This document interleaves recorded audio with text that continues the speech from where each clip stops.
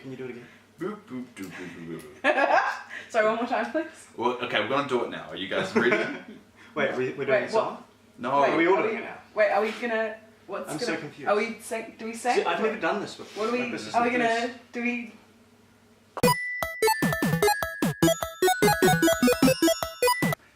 Welcome to NPCs of Tal'Dorei. My name is Dave, and with me I've got Olivia and Alex to review the second episode of Critical Role. Because of the one shot. I don't do the intros, this is why Oliver does the intros. This is Alex from Hi. Eyes of Elisia, and this is Olivia, who was in the first one. Yeah. Yes. Yeah. So we're going to be talking about the episode. So take it away, Alex. Take it away, me. Why am I doing this? So that's why we got Alex on the show. So basically, the episode starts off with us going out of the mines and talking to Lord Greyspine or Nosek. His name Nosek. These guys probably didn't even write it down. No. Borsak. Yeah, not. His name was Borsak. No, it's Nostoc. Borsak. Nostok. No, stop. Lord Greyspine. Let's go with Lord Greyspine, and basically they talk to him about the goings on everything, and realizing that there is some evilness that's happening in the mines, and they have to actually go back in. They get more information from the foreman as well later on. Yes, yeah. So they went and spoke to, I think his name was Herrick, and he was, what is he the... I've got foreman? Freas for some reason, but that sounds more right. Your one sounds Welcome more to right. this review show where we don't know what happened in the show. For someone that hasn't had any input about the story right now, you should be quiet. Okay, so my job is to be like the fresh perspective of someone who's never seen this show. Yeah, okay, what's your perspective? It was good. Yeah. Critical analysis. Okay, do you remember last time when you guys were like, what did you think of the show? And I kept trying to speak and then couldn't get anything in because you two would be talking over. Yeah, because we fell asleep. Anyway, we'll talk about... Okay, you take it from the foreman. What happened So, after? he offered them some dried fruit and then Grog threw in You can't make it up. No, this is literally I know, what happened. but I'm literally telling you just in case because it seems like you're trying to remember. No. Grog took out an old turkey leg from his bag of holding and threw it at the foreman because they were scared he was going to get diabetes. Yeah. And then Tiberius used prestidigitation to turn it into a better turkey leg so that he wouldn't get poisoned and die. There we go. Very See, good. and That's all you needed to know about episode 2 of Critical Role. Thank you guys so much for watching. Anyway, we'll move on. So that was like the first time that I watched the episode. I missed the bit where he said that he had diabetes. Yeah. Which I thought was kind of weird when Kev was like, "Don't eat so much dried fruit." I was like, "What's going on here? Like, what's wrong with dried fruit? I like dried fruit." But yeah, so it made a lot more sense the second time. Yeah, like nowadays they don't really joke about serious diseases that people may have. Like back then, I don't think diabetes is a disease. It's more of an illness. It's a condition. Yeah. That still sucks. Either Yeah. way. I used the wrong do you know terminology. what? It'd be really bad to make fun of like a group of people or a certain person for having a certain physical ailment that they couldn't help. Like only having one arm. That would suck. Seems to be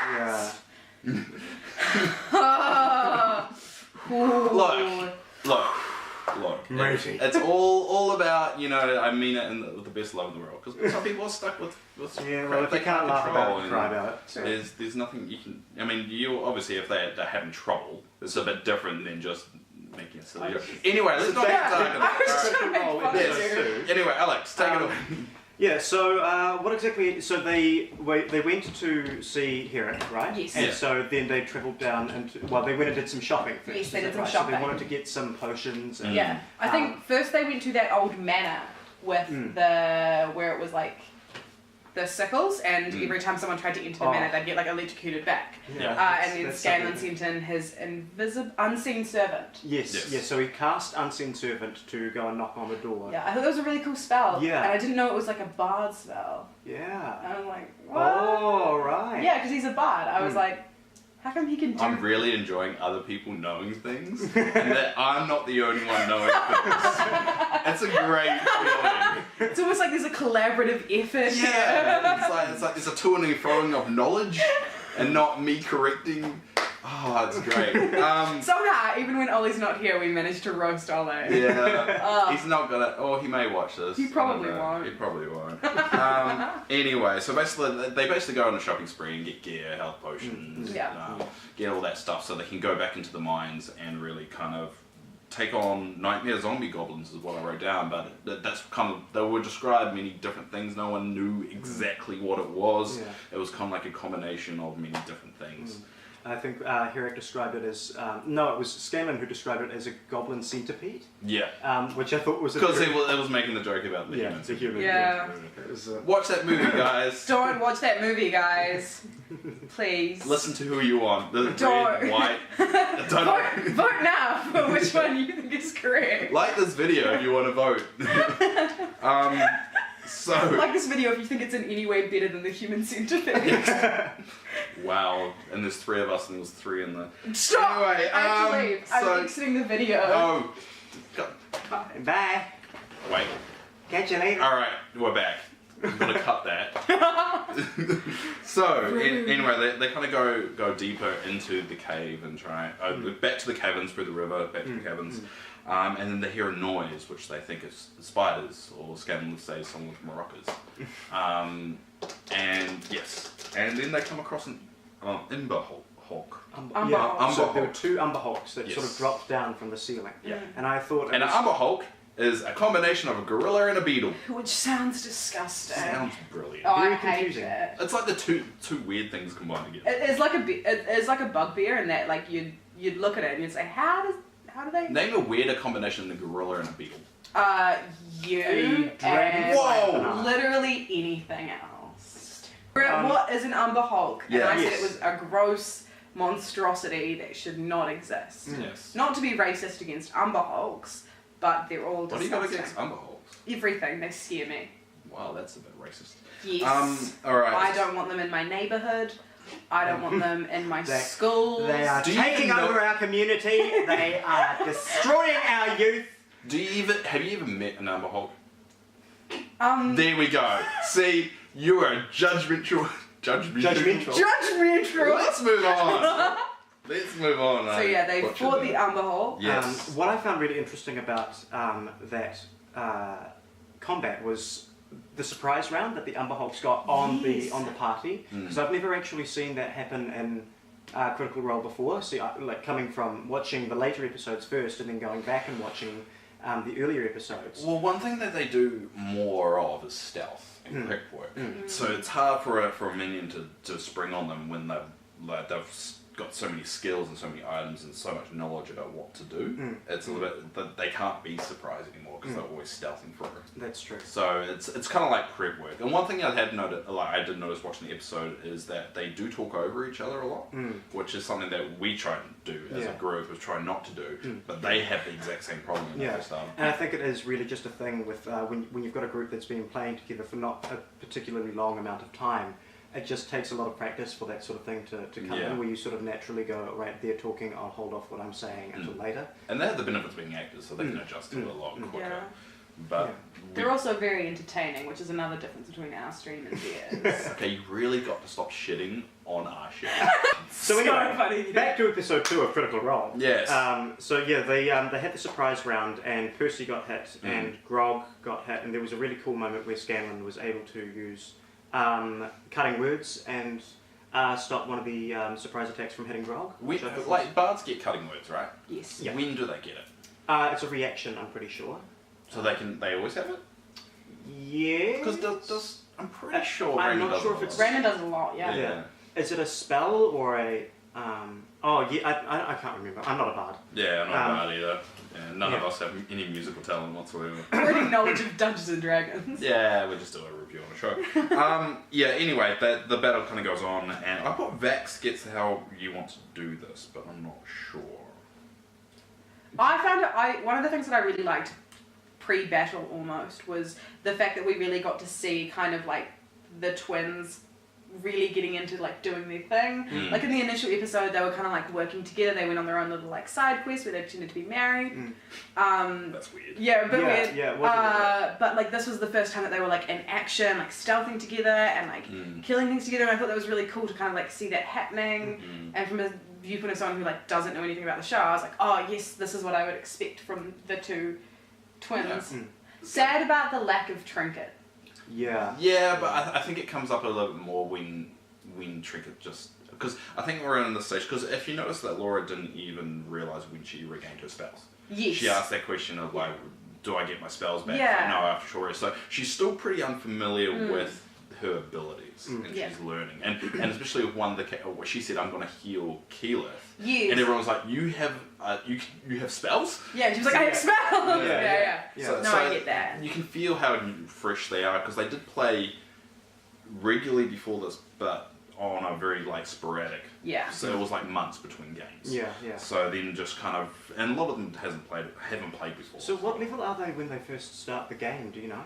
I think they're higher level than... I think around 7 or 6. I thought they were 5 or 6 Yeah, Right. I have to look that up, but it's not something they say a lot, I guess, or they say it at the very beginning. They're definitely 5th or 6th level because Tiberius used a 4th level spell when he was using Dispel Magic, Dispel Magic, yeah.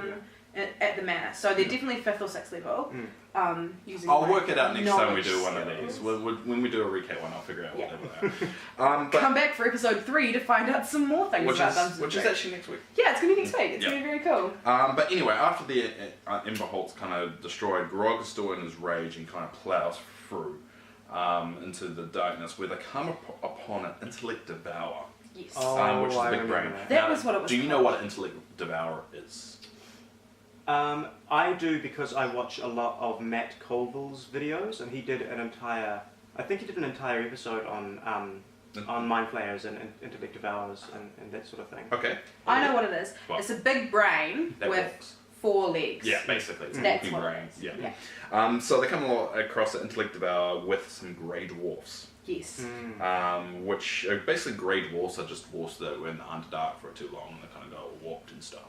And they seem to be under the control of this Intellect Devourer. So I'll be honest, I did just think when he said grey dwarfs that they were just that colour.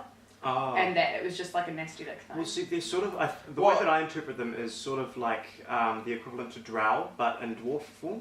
I didn't know they're- it was an actual thing that dwarfs could be. I thought he was just saying that they were a bit grey. No. Well, basically, they have a unique name, which I... Drugat, that's it. Or Dragon, depending on... Yeah, and they're basically great. The dwarfs that have been underground for so long, they kind of just got warped. And I think they were described in episode 2 as worshipping a different, like, darker gods and deities and that sort of thing. I mean, that comes down to the homebrew nature of it. Like, in the Forgotten Realms, there is a big particular story why they exist, but I don't think that's the same story here. But they still are a different kind of race of dwarfs, you could say. The difference between a hill dwarf and a grey dwarf kind of thing. Yeah. Did you mean a mountain dwarf? No, the hill dwarfs, my character. No, hill dwarfs. like the difference between a hill dwarf and a mountain dwarf, and then there's also grey dwarfs. Yeah, same as like high elves, wood elves. Yeah, drow. exactly. Yeah. Well, same thing. Same analogy. You just used mountain instead of grey. Well, yeah, Maple's a mountain dwarf, so I wanted to be included. Well, I'm a hill dwarf. Yeah, I know. That's why we conflict. Yeah, you don't know about the massive turf war that goes on between hill dwarfs and mountain dwarfs, but it is deadly. And we're going to be the ones like trying to make the peas behave each other Yeah, for it as well. yeah. We're like, fuck you, but also... Yeah, let's save the world. Alright, so literally our entire, like, conversations is just like, fuck you, but also, let's fix this. Yeah, exactly. So a battle happens. Tiberius kills the Intellect Devourer by freezing and shattering it. Vex, I'm not sure if it was... Vex yells surrender because they've just knocked out 2 of the Grey Dwarfs. There's 3 of them. And then it drops its weapons and that's where the episode ends. And don't forget, Grog goes unconscious, Yeah, no, he got his intellect devoured. So not only... Which isn't a lot. Yeah, Let's be honest. it's true. It wasn't a lot, but also he didn't just go unconscious. He was catatonic because he had lost all his intellect. Yeah. So for me, I was sitting there at the end like, what? What's going to happen? Like, how are they going to wake him up? Like, how is he going to get his intellect back? Like, how do you fix this? And I think who plays Grog? Travis. Travis. I think he was the same kind of mindset. Yeah. He's like, What happened to me? Yeah. No, I thought it was really cool to like. It's really hard. I think. Well, Pike's not there too. Yeah. So I don't know how. I can't remember how they do it. Well, don't tell me. Well, we're gonna watch it next I week. know, but don't tell me. I mean, it's usually fixed by things like Greater Restoration or. And Matt does something at the end saying they cast a healing spell, and it doesn't work. Right. Yeah. He does that. He's like ends the game, but then goes, okay, just so you guys know, you cast a spell and it doesn't work. Yeah. So there's something more to it Yeah. than Right. just a simple case. Yeah, it might not be like a getting more hit points type deal. It may be like you need to cure this ailment, which is why Greater Restoration. Restoration. Greater Restoration. Greater Restoration. But yeah, that's the episode. I mean, you can really see some things about their production. Yeah. Still, I mean, at that time they got only 1,000 subscribers. They have and they did a giveaway in that episode actually. Yeah. the first giveaway. Yeah. And they like nowadays are about 39,000 subscribers, and back then they were only 1,000. So it just really showed what in 2 years' time. And keep in mind, one of those people paid $5 towards subscription on Twitch. So 39,000 times 5, you can work out how much they get. And so I think way up. yeah, we'll kind of end it there, I guess. That's it. So yeah, we'll tune in next week for the next episode of NPCs of Tal'Dorei number 3. Yes. Yeah. 3, yes. I'm not sure which one will be alone, but Oliver will be back. Wait, am I getting kicked from the show? You never were. It's alright, we'll form our own. We'll make your own And it'll probably be more popular. It'll be more popular. Knowing what happens when I'm on a video. Yeah. Anyway, bye. Bye!